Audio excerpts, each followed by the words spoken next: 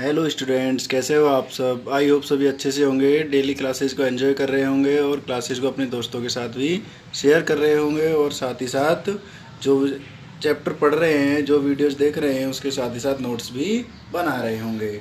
Okay बेटा, चलिए आज तक हमने जो पढ़ा था वो बेटा क्वेश्चन चैप्टर फर्स्ट जो था उसके जो रिएक्शंस कितने टाइप्स की होती है, बैलेंस्ड केमिकल इक्वेशन क्या होती है, संतुलित रासायनिक समीकरण जिसे हम कहते हैं। इसके अलावा सारा का सारा चैप्टर कंप्लीट कर लिया था और उसके कुछ जो प्रैक्टिस क्वेश्चंस थे अंदर चैप्टर के मिड में वो भी सारे कर लिए थे।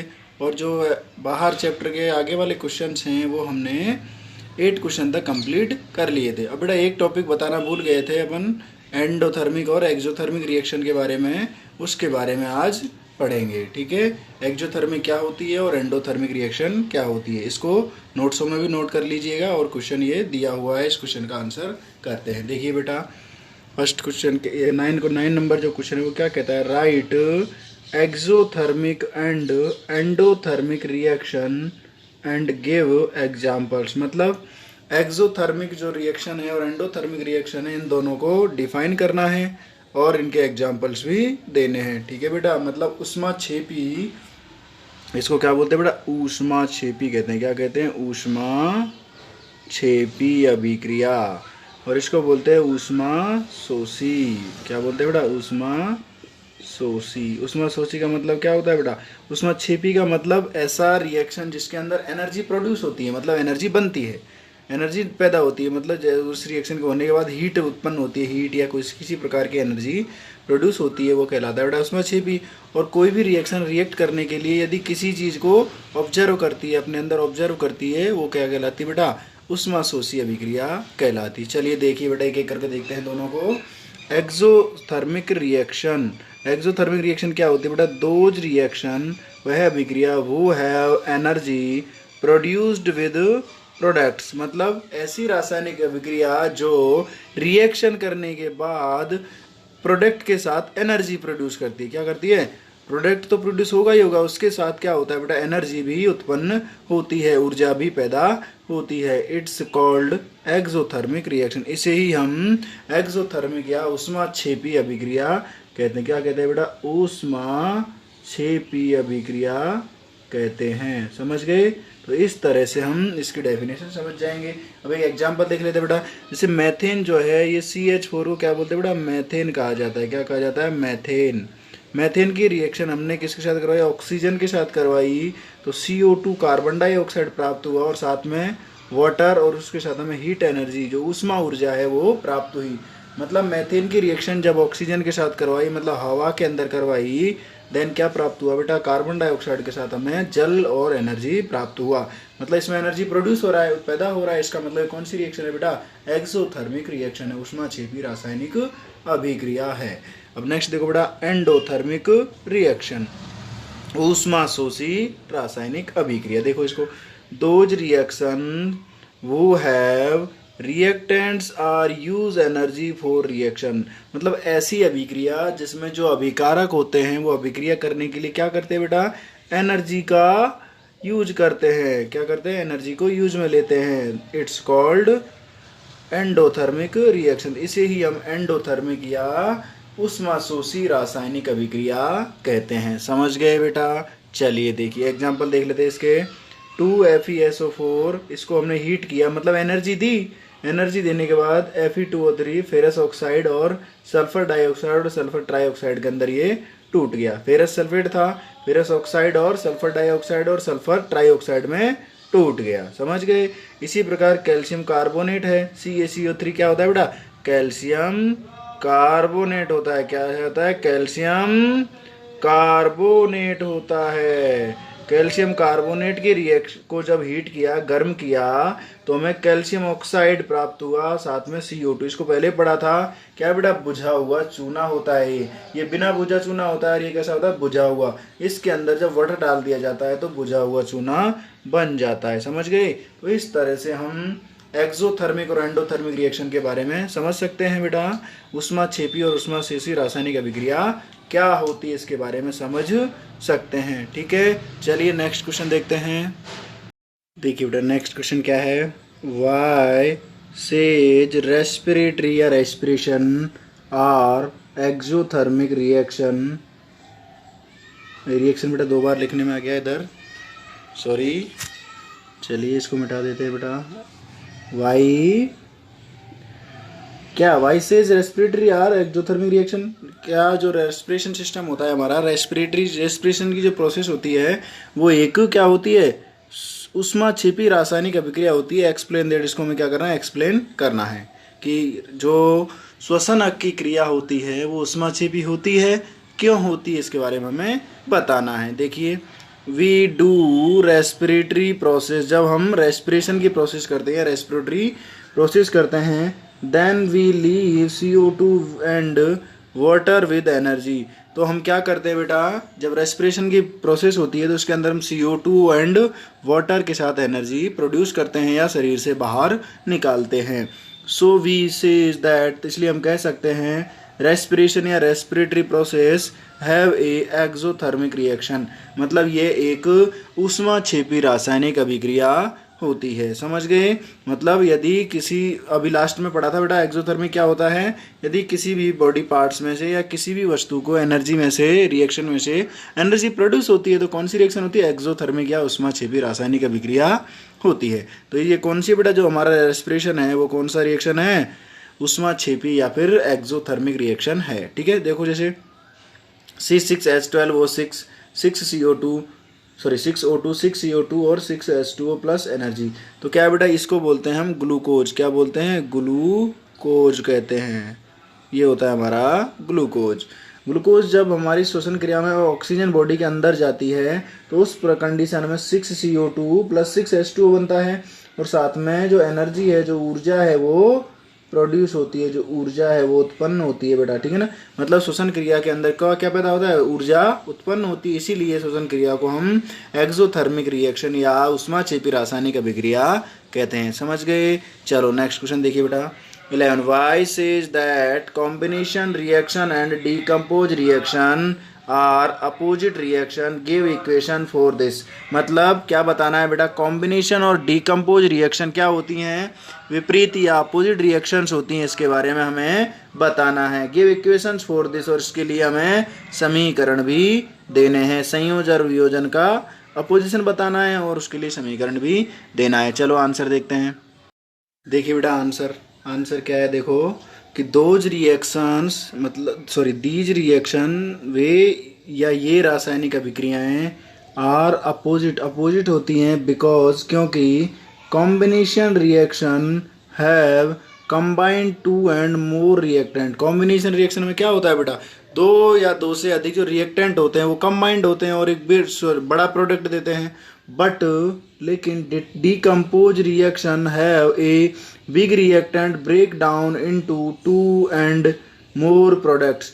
मतलब कॉम्बिनेशन में क्या होता है बेटा, 2 या 2 से अधिक जो रिएक्टेंट होते हैं, जो अभिकारक होते हैं वो जुड़ जाते हैं, लेकिन डीकम्पोज जो वियोजन अभिक्रिया होती है उसमें क्या होते हैं, 2 जो एक बड़ा क्या होता है, अभिकारक होता है, अभिकर्मक या रिएक्टेंट जिसको हम कहते हैं, वो टूट जाता है 2 या 2 से अधिक प्रोडक्ट के अंदर। इसी को हम क्या कहते हैं बेटा, इसीलिए दोनों रिएक्शंस एक दूसरे के अपोजिट होती है। सो इसीलिए वी कैन से दैट, हम कह सकते हैं दीज रिएक्शंस, ये रासायनिक अभिक्रियाएं are opposite to each other, एक दूसरे के विपरीत होती हैं। समझ गए बेटा। अब देखो ये ले लेते हैं हम जैसे कॉम्बिनेशन का, किसका रिएक्शन है बेटा, कॉम्बिनेशन का, है ना।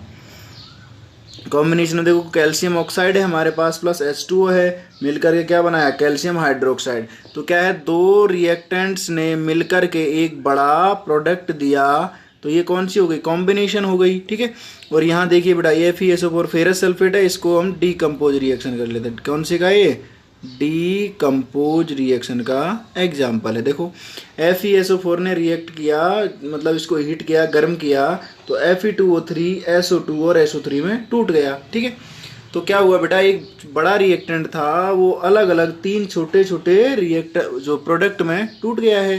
तो इसका मतलब क्या है, इसमें तो 2 रिएक्टेंट जुड़ रहे थे और इसमें क्या हो रहा है बेटा, एक बड़ा रिएक्टेंट टूट रहा है। मतलब एक बड़ा रिएक्टेंट टूट रहा है इसमें तो, और इसमें क्या हो रहा है, उसका अपोजिट हो रहा है। इसीलिए हम कह सकते हैं कि ये दोनों रिएक्शंस एक दूसरे के क्या होती हैं, अपोजिट होती हैं। समझ गए। So we can say that combination and decomposition reactions are opposite to each other. Okay, समझ गए, ये एक दूसरे के विपरीत होती हैं, क्योंकि पहले में तो दो या दो से अधिक तत्व जुड़ते हैं और दूसरे में क्या होता है, दो या एक तत्व जुड़ करके दो या दो से टूट करके दो या दो से अधिक तत्वों में बट जाता है। समझ गए, इसलिए ये अपोजिट होती है। नेक्स्ट क्वेश्चन देखते हैं बेटा। देखिए बेटा next question, give examples for two times हो गया बेटा, सॉरी।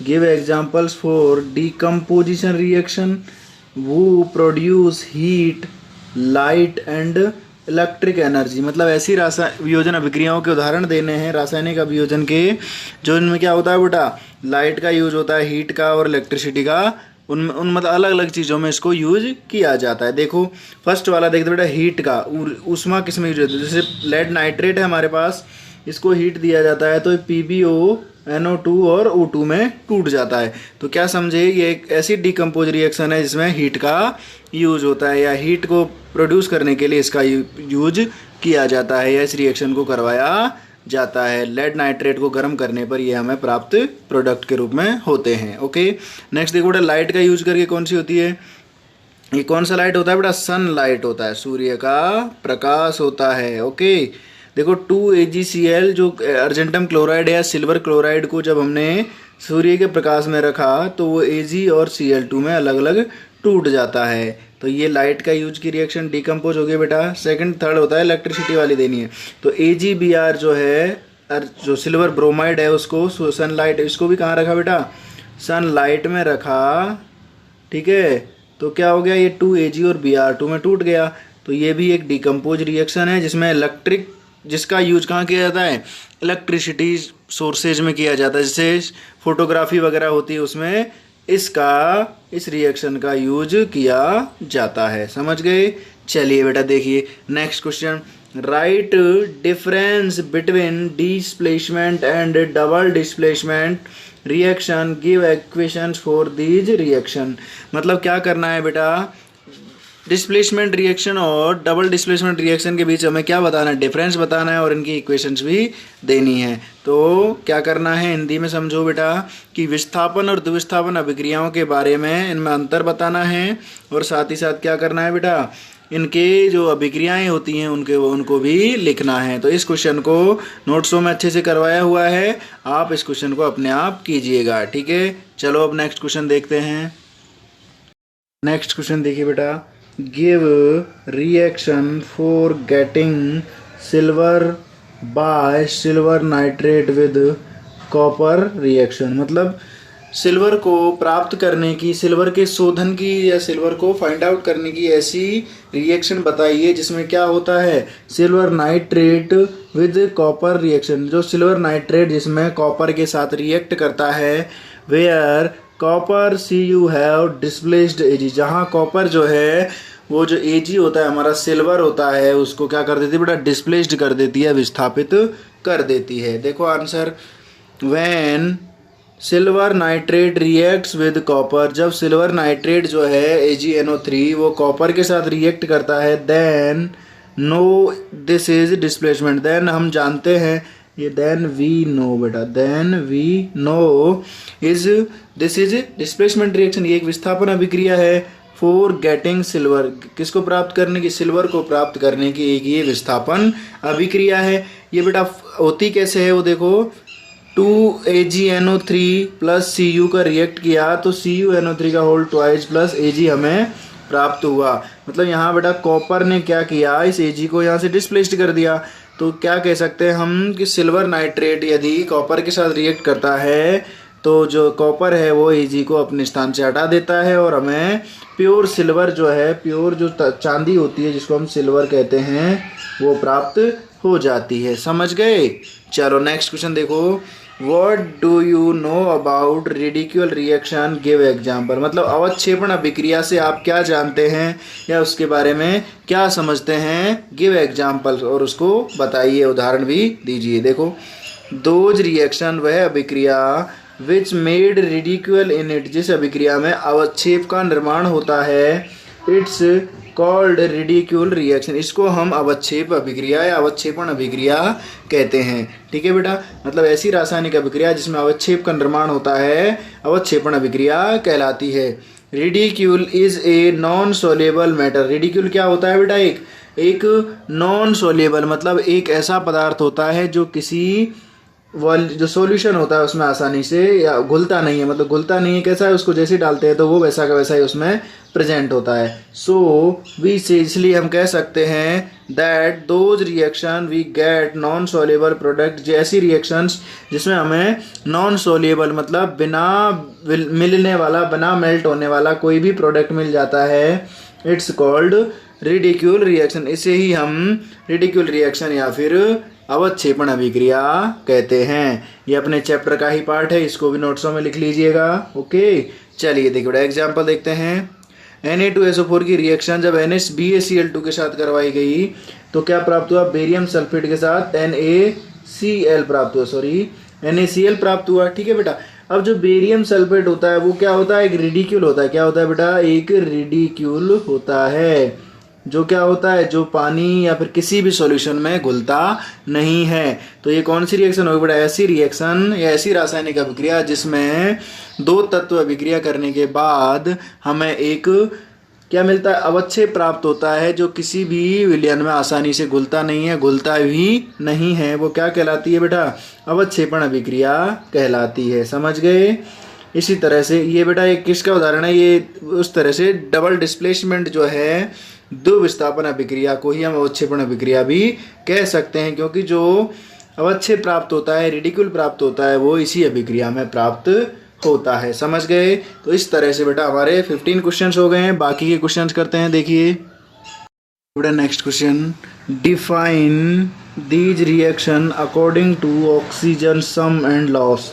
मतलब ऑक्सीजन के योग और ह्रास के अकॉर्डिंग इस रिएक्शन को समझाना है दोनों को, और उदाहरण भी देने। जैसे पहले कौन सी? ऑक्सीडेशन, जिसको हम उपचयन कहते हैं। कौन सी बेटा? ऑक्सीडेशन, जिसको उपचयन कहते हैं। दूसरी रिडक्शन, जिसको हम अपचयन कहते हैं। ये दोनों हम नोट्सों में पूरे सुव्यवस्थित तरीके से बिल्कुल अच्छे से पढ़ चुके हैं। इसका आंसर आप अपने आप कीजिएगा। ठीक है, नेक्स्ट देखिए बेटा, give name of 17 give name of black coloured compound. उस काले रंग के यौगिक का नाम बताइए। वो we get after a brown coloured reactants, जिसको हम एक भूरे रंग के तत्व X को गर्म करने पर विद एयर हवा में, then that's are black coloured, जिसका कलर, कंपाउंड का कलर कैसा हो जाता है? ब्लैक हो जाता है। उसे हमें फाइंड आउट करना है। समझ गए बेटा? देखो आंसर क्या हो जाएगा।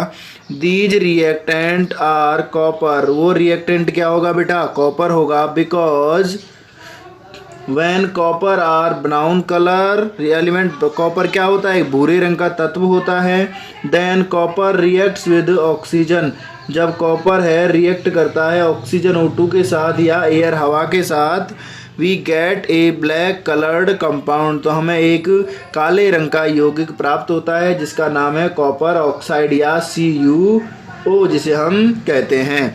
So that element is copper, तो वो एलिमेंट जो होगा वो तो कॉपर होगा। एंड इस कंपाउंड और जो यौगिक होगा वो क्या होगा? CuO, copper oxide. तो बेटा कॉपर जो होता है वो भूरे रंग का तत्व होता है, और ऑक्सीजन एयर के जब रिएक्ट करता है तो ये CuO, कॉपर ऑक्साइड, जिसको हम ब्लैक कंपाउंड या काला यौगिक भी कहते हैं, इसमें बढ़ जाता है या बन जाता है। इसीलिए ये जो रिएक्शन होगी इसमें X जो है वो क्या है बेटा? X हमारा है कॉपर, और जो कंपाउंड बन रहा है वो क्या है? Copper oxide. तो इस तरह से 17 क्वेश्चंस कंप्लीट होते हैं। 2-3 क्वेश्चंस और बचे हैं, उनको भी कर लेते हैं बेटा। नेक्स्ट क्वेश्चंस क्या क्या हैं? Why do you we paint iron things. हम लोहे की वस्तुओं को पेंट क्यों करते हैं? क्यों करते हैं बेटा? उसको जंग से बचाने के लिए, मतलब सेविंग फॉर रस्ट। तो ये अपन पढ़ चुके हैं संक्षारण के अंदर। संक्षारण का जितना भी सारा है वो इसके अंदर आ जाएगा। सो लोहे की वस्तुओं को क्यों पेंट करते हैं? क्योंकि बेटा वी कैन सेव, किससे? Rust. We can save rust, हम उसको किससे बचाते हैं? जंग से बचाते हैं। नेक्स्ट देखिए बेटा 19, why we preserve oil and fat made या oil made things in nitrogen, मतलब हम जो है तेल या तेल से बनी वस्तुएं या वसायुक्त जो चीज़ें होती हैं उनको नाइट्रोजन गैस के अंदर क्यों प्रिजर्व करते हैं, क्यों बचा कर उसे प्रभावित क्यों करते हैं? क्योंकि बेटा नाइट्रोजन जो है इन चीज़ों को लंबे समय तक बचा के रखता है। इसके बारे में हम जो विकृत गंधिता पढ़ा था, हमने रेंसिडिटी पढ़ा था, उसमें पढ़ चुके हैं, तो वहाँ से इसका आंसर आप लिखोगे। ओके, चलिए देखिए, explain that and give one example, मतलब इनको एक्सप्लेन करना है और एक एक एग्जाम्पल भी देना है। क्या क्या है बेटा? देखो, एक है हमारा कोरेशन। क्या है? कोरेशन, जिसको हम संचारण भी कहते हैं। तो संचारण को अच्छे से डिफाइन किया हुआ है नोट्सों के अंदर, वहाँ से इसका आंसर देखोगे। और अगला दिया हुआ बेटा रेंसिडिटी। क्या दिया हुआ है? रेंसिडिटी। इसको हम क्या कहते हैं? विकृत गंधिता कहते हैं, जो अभी ऊपर पढ़ा था अपन ने। क्या कहते हैं बेटा? विकृत गंधिता, मतलब जो ऑयल मेड थिंग्स होती है लंबे समय तक रखी रह जाती हैं तो क्या होता है उनमें, उनका टेस्ट और स्मेल क्या हो जाती है? ख़राब हो जाती है। उसी को हम रेंसिडिटी कहते हैं। और जब जो आयरन मेड थिंग्स होती हैं वो एयर, वाटर या फिर किसी एसिड्स के टच में आ जाती हैं तो उनका क्या होता है? उन पर एक रेड कलर लेयर चढ़ जाती है, लाल रंग की लालिमा युक्त परत चढ़ जाती है। उसी को हम क्या बोलते हैं? कोरेशन या कोरेशन कहते हैं। और रेंसिडिटी किसको कहते हैं बेटा? जो खाने की चीज़ें खराब हो जाती है उसको हम रेंसिडिटी भी कहते हैं। समझ गए? चलो बेटा, तो ये हमारा चैप्टर फर्स्ट पूरी तरह से कंप्लीट हो चुका है विद क्वेश्चंस। ठीक है, अब आप जो है ये सारे क्वेश्चंस को कंप्लीट करोगे, होमवर्क कंप्लीट करोगे और साथ ही साथ इस चैप्टर को रिवाइज करोगे। कोई इश्यू आता है तो वीडियोज़ को दोबारा देखोगे, दोबारा समझ में नहीं आता तो फिर अगेन देखोगे और अगली बार देखोगे। और ज़्यादा से ज़्यादा अच्छे से इस वीडियोज को देख करके अपना जो पूरा कंटेंट है फर्स्ट चैप्टर फर्स्ट का वो क्लियर करोगे। ठीक है बेटा, और जो है इसके अलावा आप जो है वीडियो को अपने दोस्तों के साथ, रिलेटिव्स के साथ शेयर करोगे। क्या करोगे बेटा? शेयर करोगे, लाइक भी करोगे और कमेंट्स भी करोगे अच्छे अपने दोस्तों के साथ या दोस्तों से भी करवाओगे। इसके अलावा जो लर्निंग एजुकेशन हब चैनल है उसको आपने अभी तक सब्सक्राइब नहीं किया है तो सब्सक्राइब करोगे और साथ ही साथ अपने दोस्तों के साथ, अपने रिश्तेदार या रिलेटिव्स की जो भी हैं उनके साथ उनसे बोलोगे और उनसे चैनल्स को सब्सक्राइब करवाओगे, जिससे वो भी क्या कर सकें? लर्निंग एजुकेशन हब चैनल का जो LEH क्लासेज है, लर्निंग एजुकेशन हब, उसका ज़्यादा से ज़्यादा फ़ायदा ले सकें। ओके बेटा, चलिए नेक्स्ट पढ़ेंगे अपन चैप्टर 2। तो चैप्टर 2 के लिए बेटा कल मिलते हैं। Okay, bye.